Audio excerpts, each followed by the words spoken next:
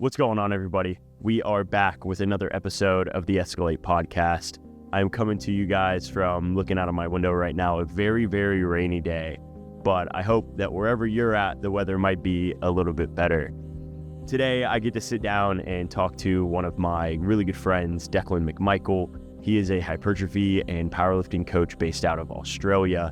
And in our conversation, we get to dive into a little bit about what hypertrophy programming should look like for powerlifters, as well as some of the nuances in hypertrophy content or kind of bodybuilding content that we might be seeing on Instagram nowadays. There's a lot of, these buzzwords and phrases like mechanical tension and optimal exercise selection, quote unquote, that, you might see on Instagram, and we get to dive into and maybe simplify a couple of those concepts for you guys. So with that being said, as always, before we dive into the episode, I want to thank 110% and Kevin Papa, the owner of 110%, for supporting both me and the podcast.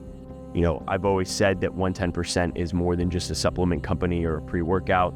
It is a mentality and a community, and one that I am always proud to be a part of. If you want to try out any of their products, including their pre-workout or their recently re-released focus capsules, which are obviously something that I need, as I say, which are a cognition supplement that can help you through, your daily work or even in the gym. I highly suggest clicking the link in the description below and using code ROB at checkout for 10% off. Additionally, if you are interested in coaching or just want to learn a little bit more about my coaching system, I have included both my Instagram and my athlete inquiry form in the description below as well. I am currently taking athletes on in the month of February and March. And so if you want to see a little bit more about what that would look like, please reach out to me via DM or just fill out the athlete inquiry form so I can learn a little bit more about you. We can hop on a call and we can see if you'd be a great fit at Escalate. Lastly, it is a goal of mine in 2025 to grow the podcast. Obviously, I like doing these and I want to reach a larger audience. And one of the best ways to do that is to get reviews and follows on these respective listening platforms, whether it be Spotify or Apple Music.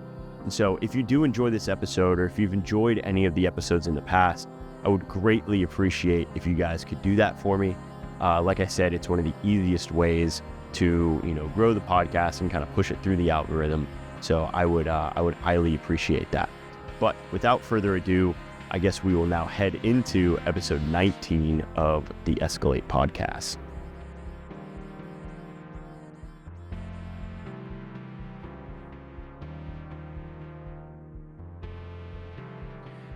If powerlifting donated neuroticism to bodybuilding, both sports would be better off. Deklan, what do you mean by that, man? That was a quote, I think, from maybe a year ago or so on my Instagram. Was that about it? Yeah. And I just think that in my experience, sorry to cut you off, I just think in my experience, we see a lot of powerlifters devoting a lot of mental energy to SBD, which is totally fair and totally warranted. And then after that, they just switch off. It's like, in my experience with, you've hit your 3-4 sets of squats and it's like, okay, I'm done. And there's a lot of neuroticism that goes into SBD and powerlifting specifically. And on the other hand, we have people in bodybuilding, it doesn't matter. This doesn't matter. I'm just going to go off feel. I'm just going to freestyle, all these sorts of things. And I really admire the effort and thought that powerlifting coaches put into programming SBD technique, even sometimes specific like drills to create better positions and things like that. And I think it can definitely go too far. Like, I'm sure we both have seen things that we thought, this person's maybe overthinking, maybe not necessary. As a sport in general, I just think powerlifting has a lot of thought go into it. And then on the other hand, you have bodybuilding, which I've gotten a lot more into in the last few years, as you said. And it's just a bit of a shit show when it comes to thinking. You're sort of demonized for thinking. I get made fun of all the time on social media by just random comments where it's like, oh, this doesn't matter, you're overthinking, blah, blah, blah. And having been in both sports, I think the contrast between the two is so interesting. So the quote, if powerlifting donated some neuroticism to bodybuilding, both sports would be better off. So that the sort of the point I was driving home there was that powerlifters think too much and bodybuilders don't quite think enough. And also within powerlifting, powerlifters think too much about SBD and not enough about their accessories. So they could donate some of their SBD neuroticism to their accessories and then as a whole sport to bodybuilding. And I guess that's where that quote came from. Yeah, and I think it came from, like you said, it was a comment, and I pulled it from a reel that I made where I was just, kind of talking in my front yard about, why people need to stop thinking so much when they lift. And it's a very, very common thing in powerlifting, like you said, to be very neurotic about SBD, about squat, bench, and deadlift, because, there's millions of cues that you've probably been told by, multiple coaches and training partners throughout your training history. Better ways to handle center of mass management, better ways to be able to soft touch on a bench press. And I think especially in a lot of beginners in powerlifting, they tend to get caught up in that very, very quick error-based learning procedure. And, if people aren't aware of, error-based learning, it's essentially this phenomena when, you have a sensory prediction or you have a prediction of what the outcome is going to be based on, your environment and the task constraints. And then you compare it to what the actual outcome was and kind of update the system based on that. It's kind of this internal model. It's thought to be had in the brain, both in, declarative knowledge as well as, procedural knowledge, stuff that we do, stuff that we move around with. And I think that, obviously with there being so much thought going into, I need to basically just stand up with a weight. At the end of the day, that's what we're doing, right? We're standing up with a weight on our back, or we're standing up with a weight in our hands. It tends to derail a lot of lifters. So I really like that point. And I really, really like the point about you emphasizing being able to maybe lend some of that neuroticism to the accessory movements, because it's no question that there's a lot of powerlifters out there, and it's a meme at this point. Oh, I'll just skip my accessories. That's fine. I'll be okay. And in the long run, if you talk to anybody that's been anybody in the sport, anybody that's placed at nationals or gone to worlds or even just kind of won a local meet, for fuck's sake, it's all been people that understand that, it's kind of that, not the work behind the scenes, but in powerlifting, it is the work behind the scenes, because it rarely gets posted on Instagram, because as we all know, that's the place to be. Yeah, that's the most important thing. And it just kind of, it gets swept under the rug. I don't know if you have anything else to kind of build upon that, but I just definitely think that being able to think more about why you're doing certain accessories and why you're, essentially targeting tissue in a specific way is extremely beneficial. And it's why, I've started to do these block intro videos with a lot of my clients, where I'll dive into the accessories themselves. I'll tell them why they're doing an AMRAP on a specific movement. I'll tell them why I need them to, do a neutral grip instead of an overhand grip on a lat pull down. I think those things are important, because if we're able to build kind of the global musculature around the lifter, being able to progress the specific musculature that, allows you to increase your total on SBD just becomes so much easier. I think I mean, I agree with pretty much everything you said. I think it comes from like a general misunderstanding of what's going to make you stronger, right? So I think a lot of powerlifters will often be able to recite that, like, improving technique, being consistent with your SBD stuff, consistent training days, making your warm-ups look like your top sets, like all that stuff that really just comes down to like skill and leverage at the end of the day. It's like your, and this, obviously this is your thing, like your motor patterns are getting better, and then you just improving your leverage because your technique got a bit better. So it's literally easier to lift the weights. And that's pretty much, how we're going to get stronger on SBD. But outside that, and arguably more importantly, depending on the person and the lens that you look at it through, that strength is going to come from muscle growth.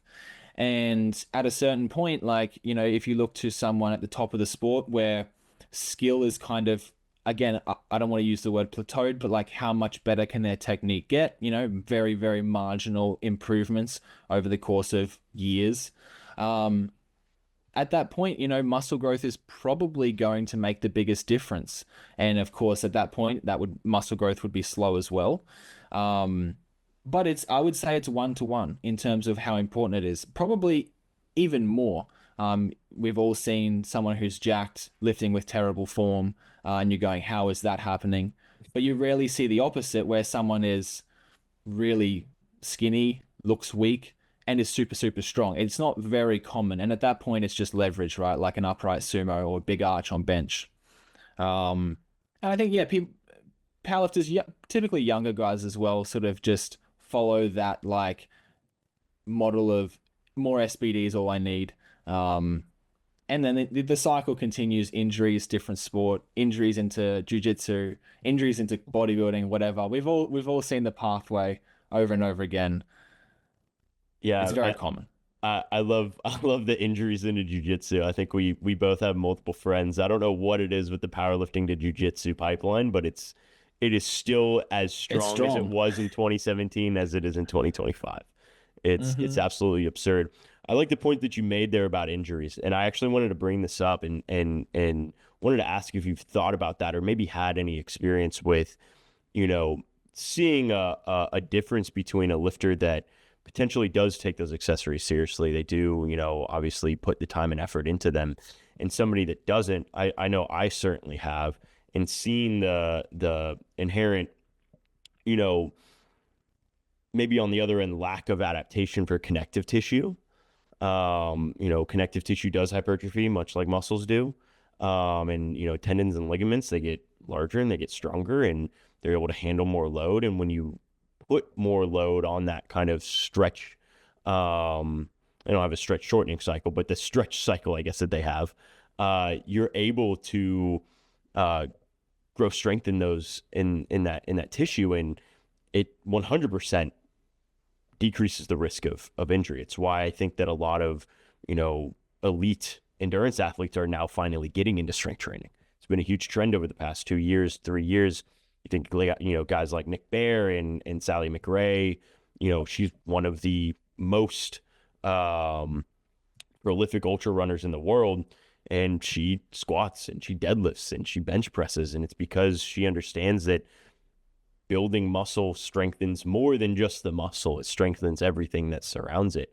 I'm not sure if you've had any experience with that as well, but I'd love to get your insight.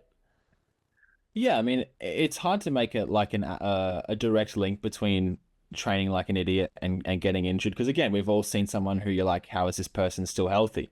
But I think there's absolutely sort of like a weak pathway there where it's just like if we expose our body to, certain joint angles, certain ranges of motion, that especially ones we're not getting in powerlifting, then we're probably going to decrease injury risk. You are increasing that tissue tolerance, as you just touched on.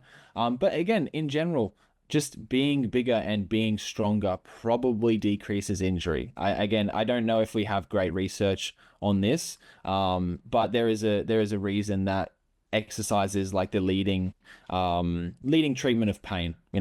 What makes pain go well? Well, rest, but exercise.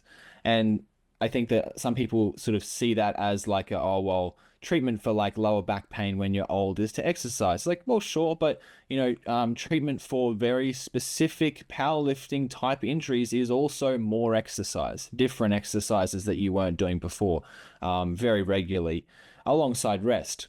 And so, yeah, I mean, I less and less these days I am dealing with powerlifting specific injuries from a coaching perspective because I have less powerlifters and the ones that I do are just generally healthier because my methods have gotten better. But I do a lot of rehab with powerlifters, and I totally agree that you can just get unlucky. We've all seen videos of like a quad tear or a pec tear, and there's really nothing that you can do about that.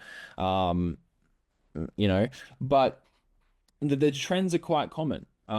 You'll have some sort of rotator cuff pathology. You'll have patellar tendinopathy, and they all sort of present in a very similar way. And when you strip it back, it's you know maybe doing a bit too much benching, squatting, maybe not doing enough sort of full range of motion accessories. And that's again a bit of a generalization, but I can certainly see how that how you'd get there off that because when you rehab them and you reduce that SBD and you increase the accessory variety, or execution, like you improve the execution, or maybe they're moving too fast and you slow them down, and then all of a sudden their pain seems to go away and they get back to lifting healthy. So even if it is completely anecdotal, yeah, I would say that it absolutely is pretty much exactly how you outlined. Yeah, and for anybody that is slash wants to be evidence-based, a very, very good lesson to learn is most stuff that you see in the literature 3 years ago was anecdotal. So hopefully we'll see some literature about that soon. I mean, that would be great. I wanted to take a little bit of a step back. And, we've been talking about hypertrophy. We've been talking about, how to gain muscle here for a little bit and changes that can be made in powerlifters specifically. But when it comes to how hypertrophy happens, I think a lot of people understand that, you have to lift, muscle, generally gets, quote unquote damaged or stress is applied to the muscle. And, you get some sort of adaptation, right? For most people that are exercise science majors or just have been in the gym for a while, they understand this kind of stress, recovery adaptation cycle that occurs over and over again. And through progressive overload, we're able to increase muscle tissue and increase strength due to, a lot of different aspects that we'll get into in this episode. But I think the biggest buzzword when it comes to hypertrophy over the past like year to year and a half that I'm going to be honest, had kind of a hard time to understand is this idea of mechanical tension. And I think it's finally clicked for me, but I'd love to hear your side of things and see if there's anything that I'm essentially missing, when I try to explain this to my clients or try to explain this to people online. Yeah, you're right. It's a bit of a buzzword, and it does actually get thrown around incorrectly as well. And I am totally guilty of, using that word, that phrase, and I'm sure annoying people with it. But I think it's an important one to drive home for a lot of people because when we look at training in the context of hypertrophy, there's really two questions you have to ask yourself. It's, does this decision that I'm making increase the amount of fibers I have active? And or does it increase the stimulus that those fibers are going to receive? So the amount of fibers active obviously refers to motor unit recruitment, and then the stimulus that those fibers receive refers to that mechanical tension that you're talking about. And so really it's just tension. It's literally just that tension that the muscle fiber senses. But we have to have mechanical in front of it because people throw around like time under tension. They'll throw around whatever sort of tension. They'll just make stuff up at this point. TikTok, Instagram, they just make it up. So you sort of have to clarify, maybe exactly what you're talking about with mechanical tension. So it's basically just the pulling force that the individual muscle fiber experiences, right? And so if that force is high enough, it then just signals for the addition of muscle fibers, right? Sorry, the increase in size rather.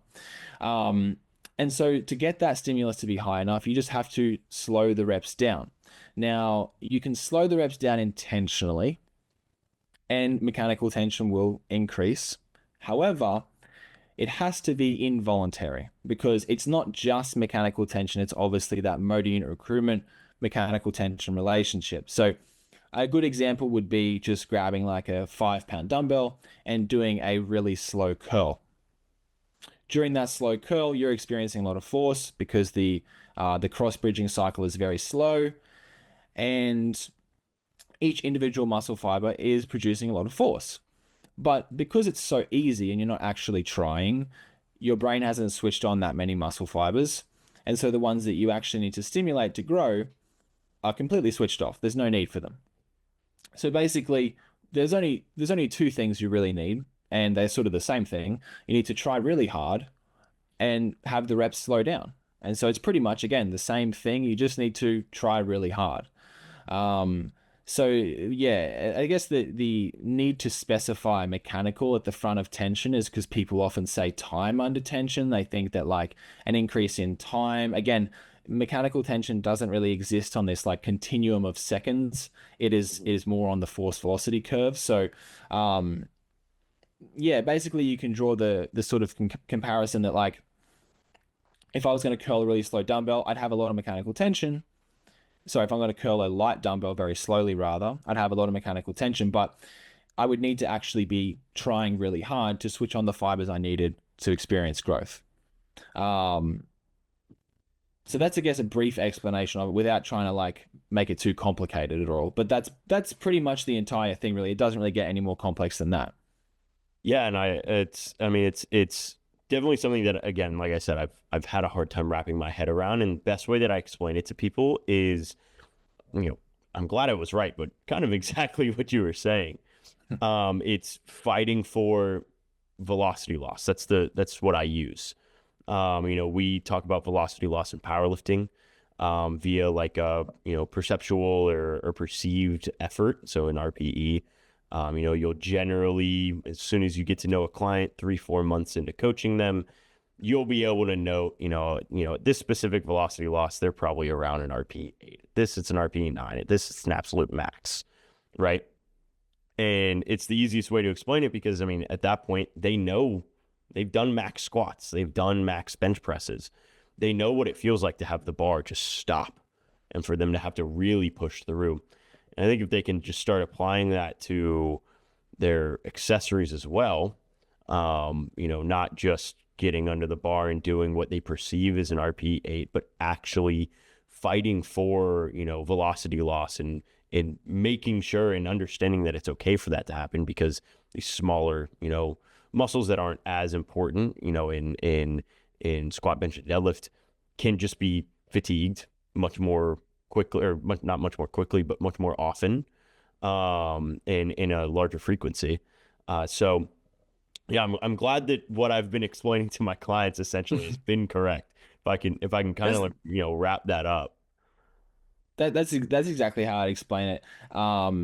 The most common thing I see is like one rep slows down and the lifter just stops. It's like that was the last rep. It's like, well, realistically, accessory wise, you can pretty much bet on 3 reps in reserve is like where you would really start to see like a noticeable difference. So like a set of 8, the first 5 reps might be like, relatively the same in terms of the speed, and then the last 3 really slow down. So if you're like listening and you're like, how, what's the best way other than training to failure all the time and just learning what it feels like, the best way would be to sort of, as soon as you feel it slow down, go, okay, I've probably got 3 more. And then just watching your videos back and going, oh, it was actually right. Or, comparing that next week, whatever. But yeah, I tend to see it about 3. And that's probably the most reliable way if you're just getting into the whole idea of like, my reps have actually got to slow down. It can't just be like Mach 5 all the way on the leg extension and then I just stop when I feel like it. Yeah. And if you heard him correctly, he did say if you film it and you watch it back, because you should be filming your accessories from time to time. You should be kind of auditing yourself in a way and making sure that you look back and be like, oh, well, that last set really did, or that last rep really did move a little bit faster than I thought it did. I think much like in, I've dived into the world of endurance sports before, running a half marathon and trying to do the kind of hybrid thing that everybody wants to do nowadays. And, I've understood what it's like to have, what's it called? Like a perceived effort that isn't really that hard. And I think it's even more exacerbated in the gym. It's very, very, very, very hard to get to the point where your mind or your body really wants to give up before your mind does in the gym. Because, best example I can use is a banded leg press. It was my go-to squat accessory for years. And man, does that, 12th or 13th rep of what I think is an AMRAP set feel extremely hard. Now I look back and it moved exactly like rep 11, exactly like rep 12, exactly like rep 13. And I'm sitting there, I'm like, shit, dude, now next week I've got to go for like 16 with this same load or move on to, adding a 25 or a 45-pound plate on there. One thing I wanted to ask, I talked about auditing yourself through filming. A strategy that I love to use with my clients specifically is using AMRAPs as almost an audit on the first set. And we discussed a little bit, beforehand about how powerlifters can start to really get in the weeds of how to gain hypertrophy. And you've posted videos, you've posted reels. I mean, you most recently posted a YouTube video about it. I haven't watched it, I've been meaning to, but I was hoping to get some of that from this conversation. That is one strategy that I love using. I absolutely love it because I'll get a client that will do what they think is an RPE 8 set of lat pull downs or an RPE 8 set of dumbbell press. And then they'll go through that next AMRAP set. And, they might have gotten, 8 reps on that RPE 8, quote unquote. And then they go for like 14. And they have to put it in the sheet. If they're good clients, they'll put it in the sheet. And then that next week, I can look at them and go, hey, man, like, you got to up that weight a little bit. You got 14 reps on your AMRAP set. You know that you can go heavier at this point.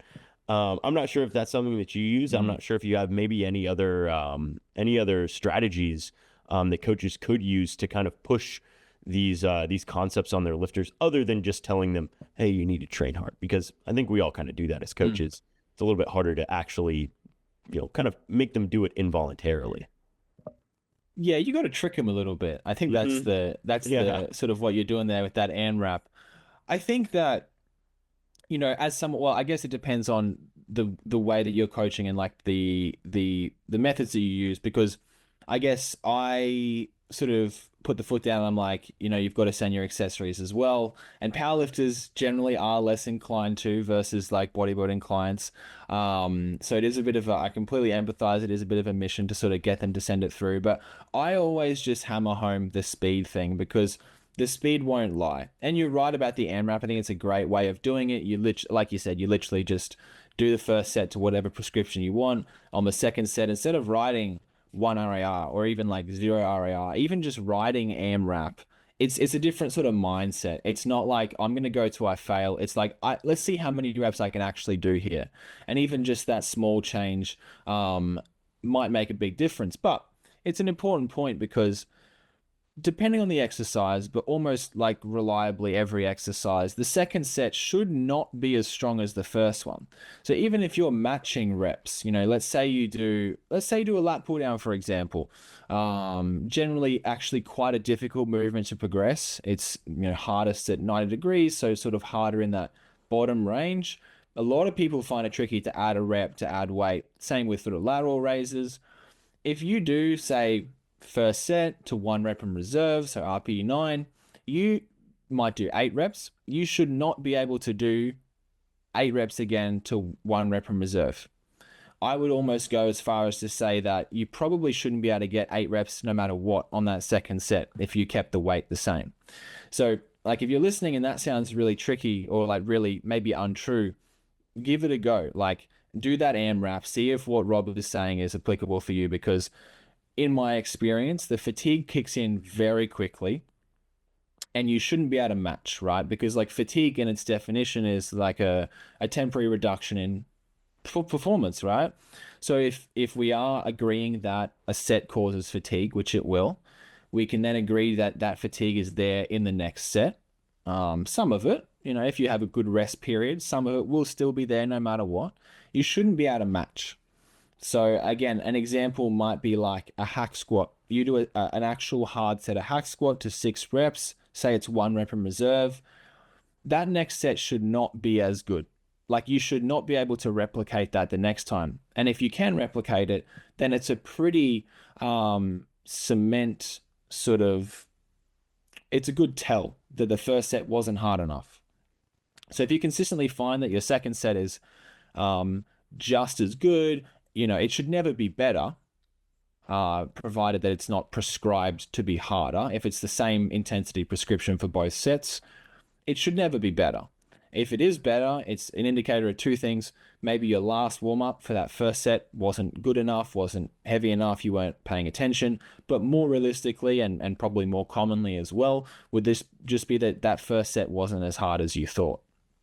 I don't know if that's something that you found where like in your own training, if the first set is actually pushed hard, you might get less reps with the same weight, or you might have to back down to get the same amount of reps. That is something that I sort of very, very consistently find with both myself and my lifters as well. Yeah, and I think it's a very important note to say with all this conversation that we've been having about accessories, about, hypertrophy, stuff like that. It's, especially in the powerlifting realm, it's very dependent. I very rarely, unless absolutely needed, on a set of weighted dips or a set of belt squat or these kind of more what us powerlifting coaches now call primary accessories, a set of RDLs, these accessories that are gonna drive a little bit more global fatigue that do affect the main lifts. Um, maybe don't maybe do talk to your coach before you do a lot of this stuff, because there might be a reason why he's been okay with you not pushing that one as hard, right?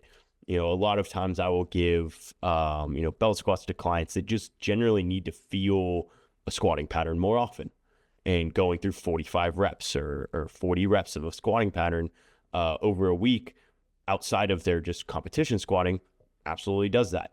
Does that mean that I want them to push those as hard as they possibly can every single set that they do? Not necessarily, because then we're probably going to affect those main lifts.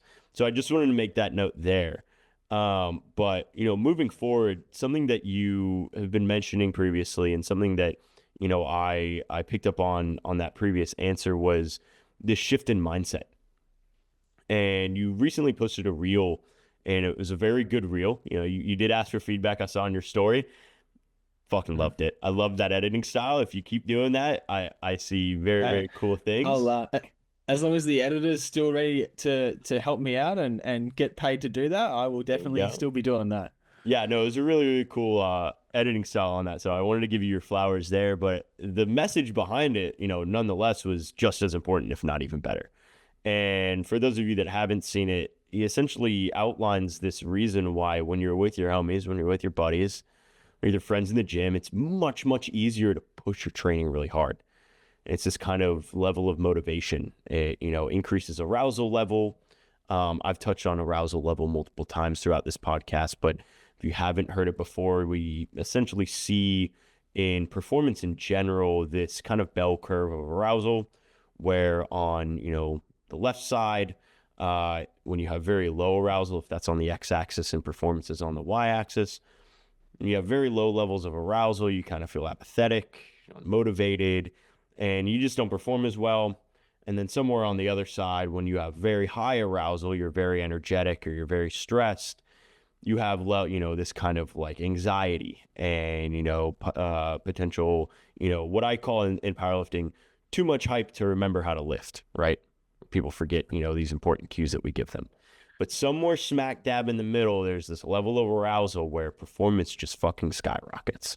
It's amazing, and it's different for everybody. That's why it's a spectrum. Mine is pretty much maybe more so of a left a right skewed, so bell curve is on the left.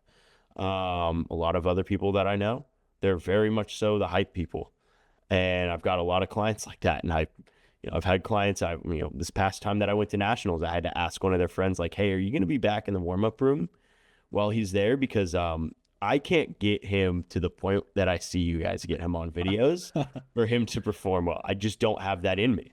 Like, it's just not the person I am. And so you talked about motivation, and you talked about using that to increase performance and increase, at the end of the day, what you called motor unit adaptations.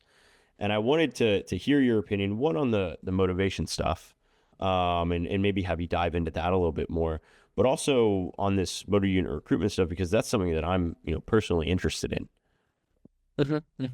I think the first thing to understand for the listeners is a very common misconception is that we stop a set because like the muscles run out of force or energy or whatever. If your muscles were truly running out of energy, you'd have like cell death occurring.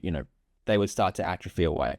So that is not why we stop sets. Luckily, our brain has something called perception of effort, right? Which is literally RPE.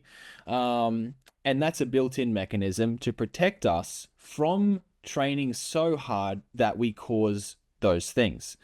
Because if we didn't have this perception of effort, we would literally deplete the muscle fibers of energy, and then there would be terrible physiological things happen, and that would not be in anyone's interest. So the brain has this built-in perception of effort, and basically each time you try a little bit harder, you send that signal to what we call central motor command to turn on more motor units. Obviously, as you try harder, the bigger ones get turned on, But each time you send that signal, you send the equivalent signal to the part of the brain that senses effort.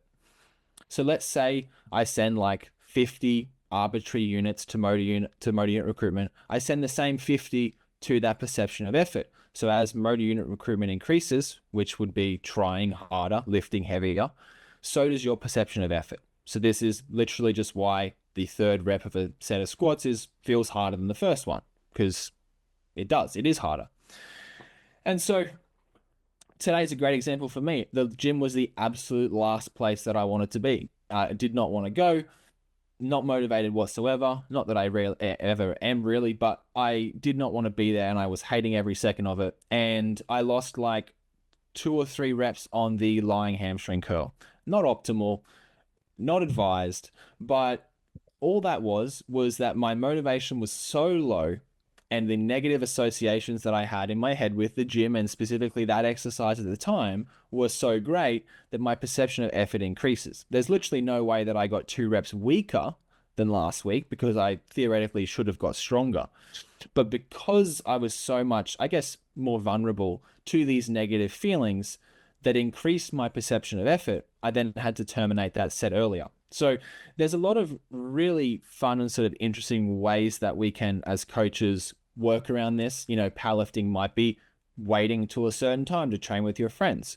And in the YouTube video I posted this morning, specifically hitting on finding a balance with this stuff, because as you said, arousal has that bell curve.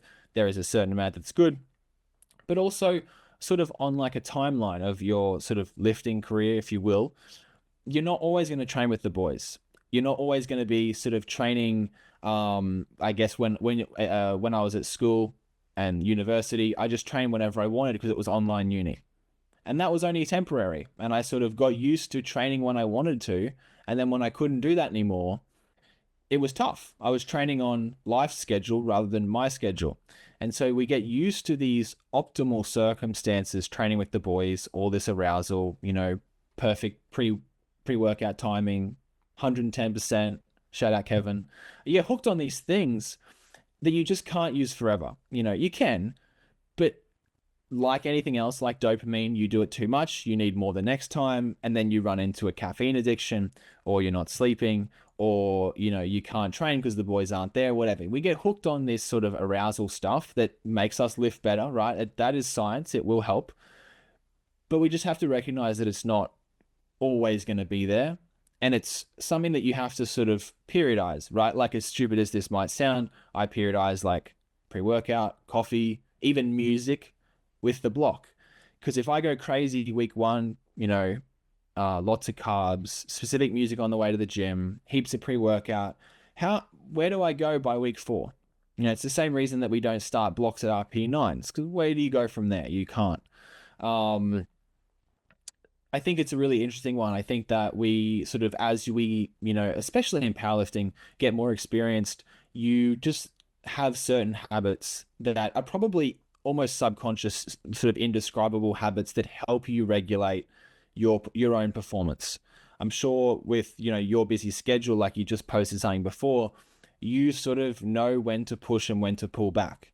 So on certain days when life is in the way, you pull back a little bit, you sort of leave, you know, rather the opposite. When life is super busy, you turn that stuff on, where it's like, okay, maybe I'll ask my friend to come through. Maybe it's certain music, maybe it's a bit more caffeine, but on the weekend, when I'm feeling good, I'm happy, not tired, I don't have to push as hard. I don't have to use that stuff, because if I use it when I'm feeling good, I've got to use more when I'm feeling bad. So while there is, you know, that direct link between motivation and motor unit recruitment, and so motivation will then increase hypertrophy, it's sort of a double-edged sword where you, and typically younger guys sort of, I guess it is actually burning out in a sense, where that stuff no longer provides what they're looking for. And so they know they can't do any more of those things, and they tend to, you know, start to fall off a little bit. But that's sort of my take on it. Like, it's great to understand that stuff. You just can't abuse it. Yeah, 100%. And it's really funny that you bring up, you know, periodizing caffeine or periodizing nutrition. I think that's obviously something that a lot of powerlifters do as well, at least on the nutrition side. For example, like right now, I just came off a meet. I'm in a little bit of a deficit. I want to get down to around where my weight class is so then I can be in a surplus for nationals, for that entire prep. And I periodize my carbohydrate intake around, I give myself refeed days. Essentially, I take a little bit, extra deficit on days that aren't as important. So whereas, my normal, if I were to just do a base calorie deficit across all 7 days, I would probably be around like, 2,700 calories per day.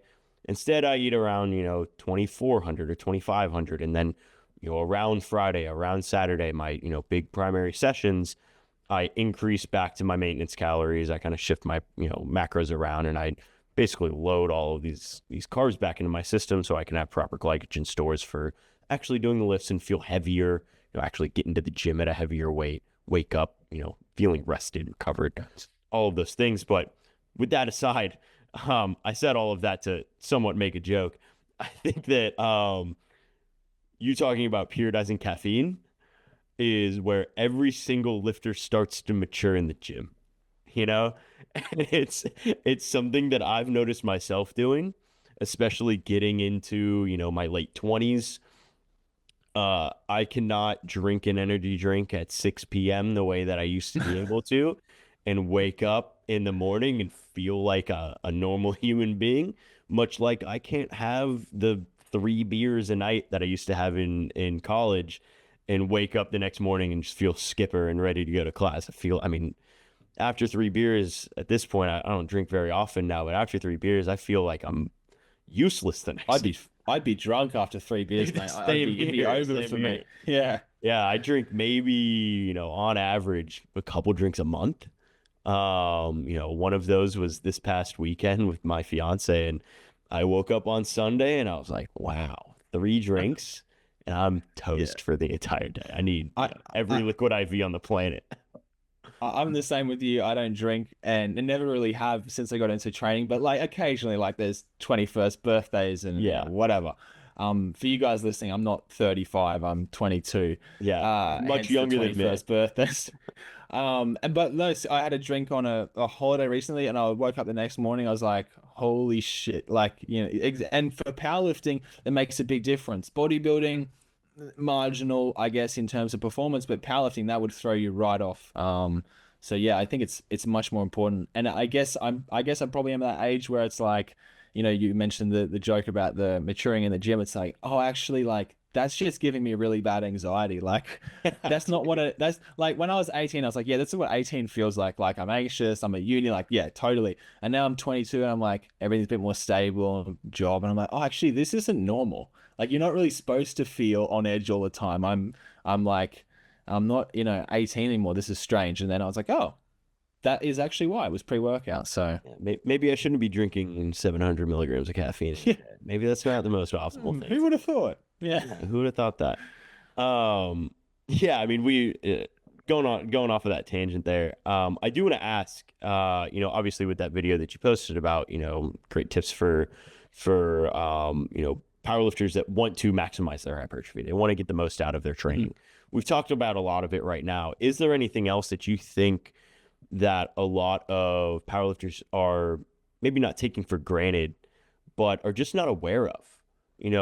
Whether it be a specific training style, in our introduction before we started to press record here, I talked to you about a lifter on the A&M team that came up to me and he asked me like, hey man, I've been seeing a lot of stuff about 2 sets being enough, and I've always been programmed or seen programs where I've seen 3, 4 sets, 5 sets of 12 to 15 or 10 to 12 reps. And I've been kind of shifting my training around, and I feel better. I feel stronger. I feel like I have my muscle, over this, 3-month period. I've gained muscle, it looks like. Is there anything like that you think that maybe the common powerlifter is just missing, and there's maybe not enough information out about it that is spread through the powerlifting sphere? I think like I actually mentor quite a few powerlifters. Some of them coaches, some of them just athletes. And I think the most common thing that I come across is, I guess, probably the frequency volume relationship. And what you just touched on there is like 4 or 5 sets. So there's a few really important things to understand for everybody, especially powerlifters. So powerlifting very often will see this split is entirely written around the SBD cycle. So it's like, oh, we've got to have like this fourth bench day, this like tertiary squat. So we're going to write the split exactly like this. And then they start adding accessories after. And if it doesn't fit, it's just like, oh, whatever. It doesn't fit. We're just going to do like a couple of sets here and that's it. And so we can only fit it on this one day. Let's do 5 because we can't fit it on the second day. We should at least make up for it with volume. And that's just not quite how it works because each additional set is less effective than the last one, right? So as soon as fatigue is present, your ability to experience growth is decreased because that fatigue limits the amount of fibers that you can have active. So by the time you get to set 5, you're adding a lot of fatigue and basically no stimulus whatsoever. So there's studies done, and I think the statistic is it takes 6 sets to double the stimulus of 1 set. So the first set, let's say, gives you 50 points. Set 2 gives you like 25 points. Set 3 is giving you 10 points. Set 4, 5 points. Set 5, 6, 7 is like 1 point or negligible. So the most bang for your buck is 1 set. And, there are people, muscle groups that will need more than that. So you end up around that sort of 2 to 3 mark for most exercises. And I'd say powerlifters should be earing toward that 2 side, that slightly lower total volume. So probably 2 sets per exercise as a general statement. Maybe just bodybuilders, you could sort of go 2 to 3 and you're on that sort of higher end of that range. But that ties really neatly into the frequency problem because, as I said, very common to just see a whole heap of sets on one day. And this is something that I'm actually making a video about right now, is peaking for powerlifting preps, for comps, and people taking stuff out too early.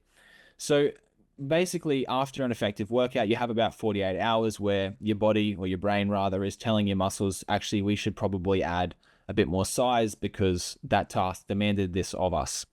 So that goes on for about 48 hours where you're growing muscle, and then that process finishes. So if you train Monday morning, by Wednesday lunchtime, you've stopped growing 48 hours later. And then if you only do that muscle group, or even more specifically, that certain position for muscles that do multiple things, you're just going to lose muscle from Wednesday to Sunday night. And sometimes, in some cases, the loss won't outweigh the growth. So you will see people growing off a 1 times frequency for pecs, quads, whatever. You can train them on Monday, and those people tend to grow. But a much, much nicer way of doing things would be to train it on Monday and then again on Thursday. So just literally a 2 times frequency. This isn't a new concept by any means, but it is sort of very, very common in powerlifting where 3 sets, there's data on this stuff. 3 sets done once a week will just sort of maintain muscle. On average, maintain.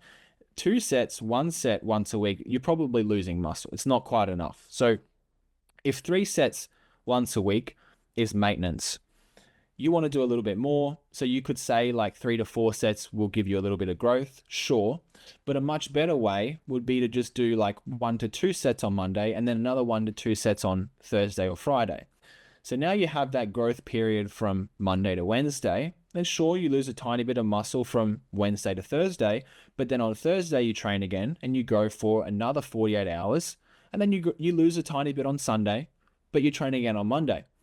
So unless it's intentional that you're sort of not growing muscle, so like you were just kept in enough glutes to maintain glute mass, or you kept in enough whatever, I don't know, I can't think of a reason why you wouldn't want to grow muscle, so I can't even come up with one really, but I'm trying to play devil's advocate for my own reasoning. If for whatever reason you didn't want to grow a muscle, or you were, say, injured and you wanted to do the minimum dose to maintain that muscle mass, you would just do like a few sets a week, so 3 sets on Monday. But the frequency stuff is so important because there's a study that came out late last year where they did 1 set and they did it twice a week and they grew muscle.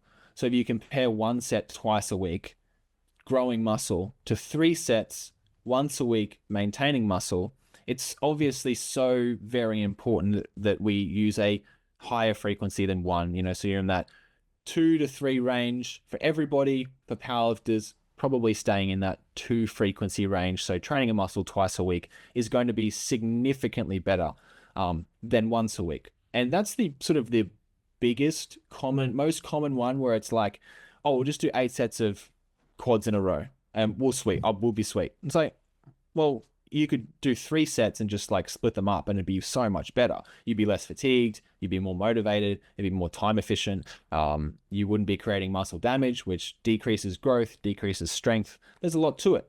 And then I think that there are a few small things. A big one would be like really focusing on the stretch. Now, this is just a concept in general that you would have seen me post about, and anyone who follows me, it's just like that stretch being sort of overrated. But as you sort of alluded to, there are, fatigue is very important for everybody, but very important in powerlifting, because it is literally your goal to express as much force as possible. And so something like exaggerating the stretch position has its own fatigue mechanism. So if a very, very common example would be going through like a set of, let's say, lat rows. You're using just like a full range of motion for the first 5 reps, but on the last 3 reps to failure, you start to really stretch it out because you've seen whoever tell you that you should be stretching everything heaps.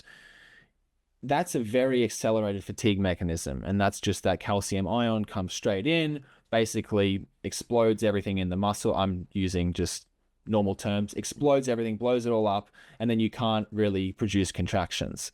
So that fatigue then stays around for the rest of that workout. Like, that's not something that you can just rest and get rid of in 2 or 3 minutes. That calcium ion, it's referred to in the literature as excitation contraction coupling failure.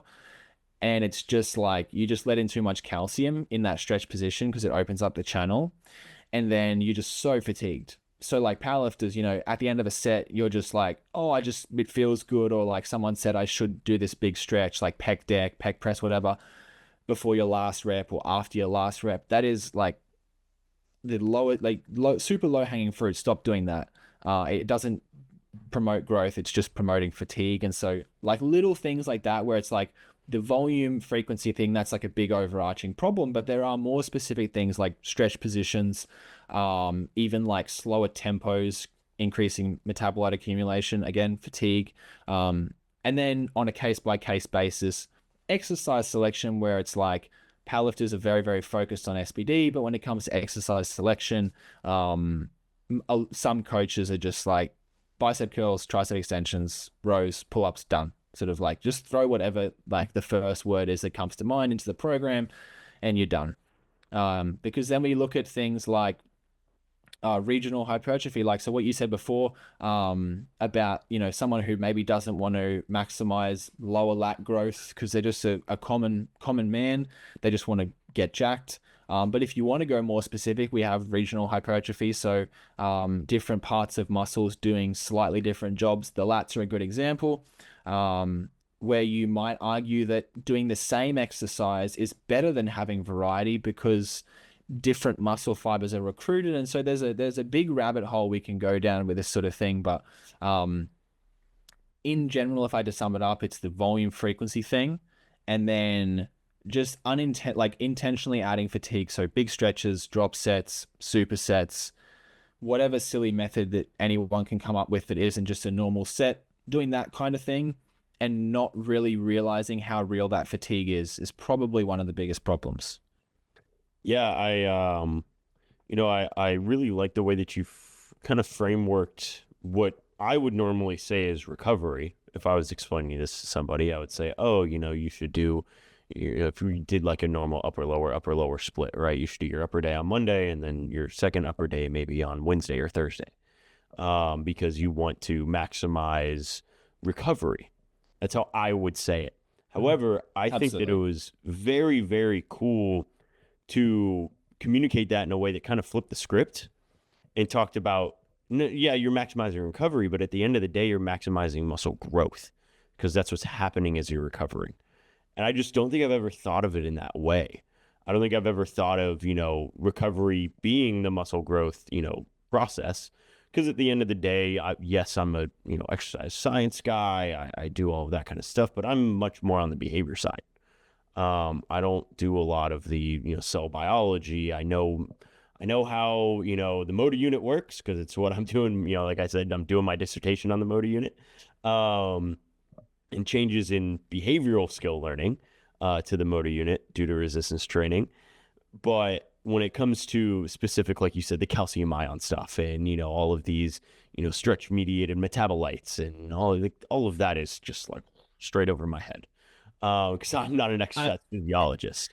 Even a decent amount of it's the same with me. Like it's really just like the physiology goes so deep and so far beyond what a coach needs to know. Yeah. Which is why I'm just like, okay, I've learned enough about this thing. I know how it works and why I shouldn't do it, and I'm moving on to the next thing. There you go. But I think it was a really cool way of framing it. And I think that it's a great way that, if you are a coach and you're trying to explain this to your clients, you're trying to educate them, that is a perfect way of saying it.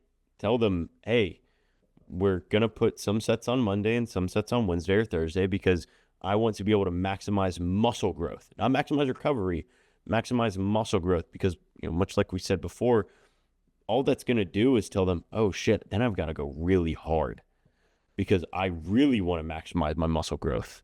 I've only got 2 to 3 sets a week or 4 to 5 sets a week. I really want to maximize my muscle growth. So I really, again, I really, really enjoyed that.